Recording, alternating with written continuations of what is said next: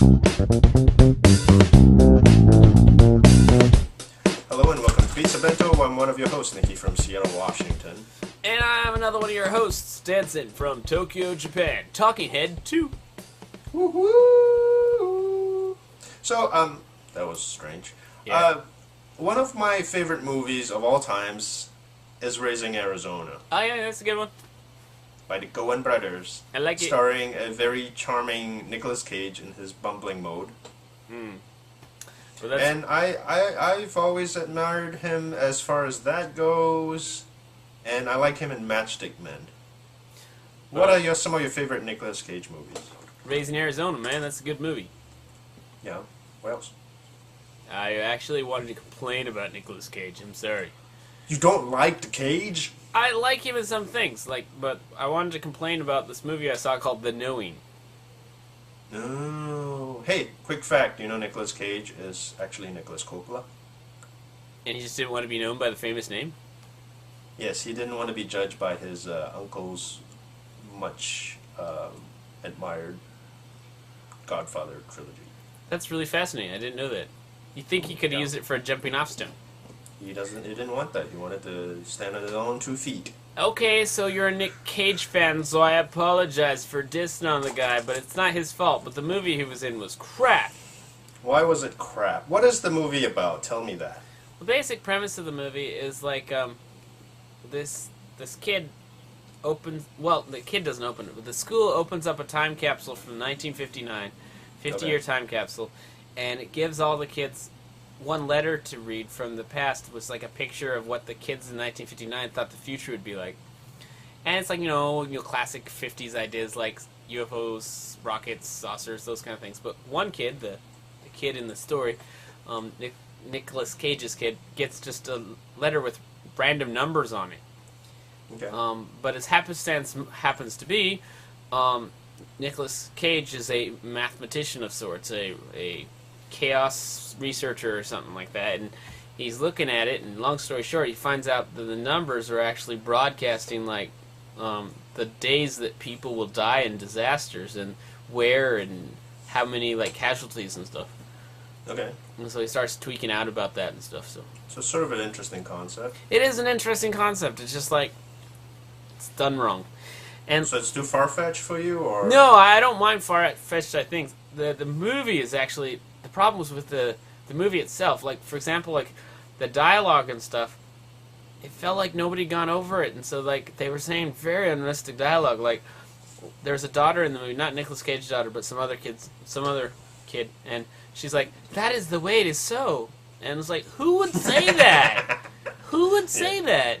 And things like that, and like he will come after you if you say that in such a way, and stuff like that. And like nobody says that. Like sounds like somebody that was like taking Written by a foreign yeah. 10-year-old kid. It felt like translated dialogue, man. Like it was, and yet they were actually saying those words, and I couldn't wrap my mind around it.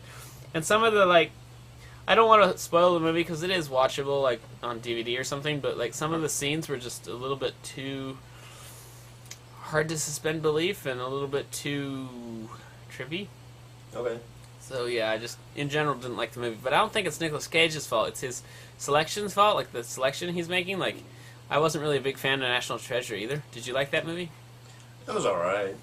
It was serviceable. It was like one of those color-by-number books. Yeah, to me it felt like it was just like a, what do you call it, Pulp Fiction kind of thing. Okay. But I guess that's what they were going for. Not like Pulp Fiction the movie, but Pulp Fiction the concept. Just like cheapo fiction that like is very generic. Lord of War, I like him in that too. Haven't seen it. Was it good? It's good. It got kind of odd at the end, but yeah. He did a Have you movie about Thailand called Bangkok Dangerous.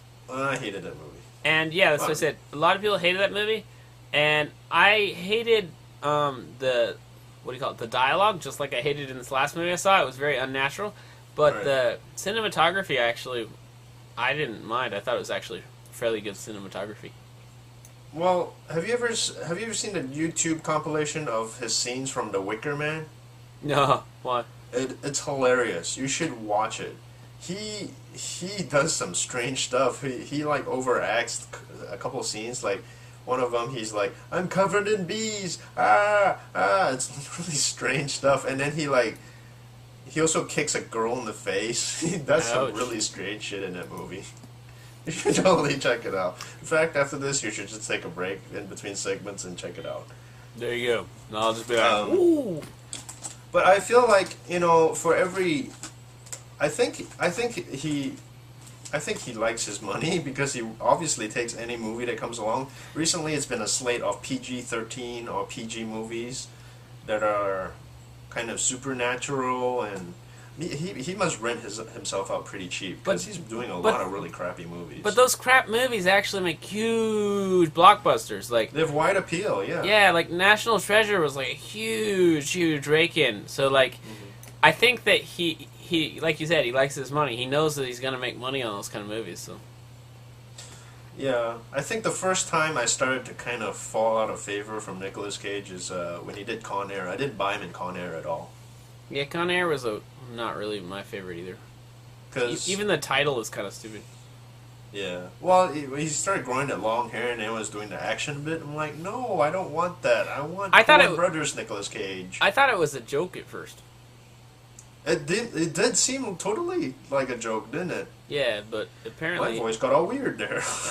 yeah, but apparently it was meant to be serious. But it was like, okay. Well, when I saw it, it was just like, okay, is it like spoofing this mullet-headed dude who's... Right, that's what I thought at first they were trying to do. Like, yeah, like, but no, yeah, he thought it was after cool. I was like, oh, he's playing that hair for real. And he's got a lot of really weird hair things going on in his movies. They don't look weird. They look unnatural. Look like Well, he's balding, right? That's what he's trying to hide, right? Yeah, so he's like wearing wigs or getting Pieces his of- hair plugged or something. Yeah. Even in this last movie, I hate to admit that I was thinking about his hair too, but in this last movie, The Knowing, like, his hair was very matted. I was like, that looks like a dead animal! Yeah. But I think he needs to pick his roles a little better, because I think he needs to be remembered in a nice way. And it dilutes his star in the long run, and so, yeah. But I don't think he cares about the long run. He cares about his pocketbook, like you said, so. It's all about the money! It's all about the money. So if you have an opinion about Nicolas Cage, his acting, or your favorite or least favorite movies, you can contact Let us us at know. pizzabento@gmail.com. Yes. Yes! He finally said it right. And, or you can visit us at our email. I said it wrong. At pizzabento@gmail.com. You know what I think? If he's not careful, he's going to end up like Christopher Walken. Ah, nice metaphor. I like Because Christopher Walken used to be a good actor. I think he got an award for his role in Deer Hunter. And then through several roles, he suddenly became a parody of himself. So he's kind of become like William Shatner, where he shows up in movies as a spoof of himself. It's kind of like, oh, that's Nicolas Cage doing a goofy role. Ha ha ha. He did that in the Death Proof / Planet Terror. Maybe that's double also why Nicolas Cage is sort of changed in type, so he doesn't get typecast. Well, yeah, but he needs to pick movies less crap. I agree. Go dramatic if you want, but don't be stupid. Let's contact Nick Cage and let him know. Alright. Yeah. We just signed off, so we should sign off. Yeah, sign off. Bye. Ah!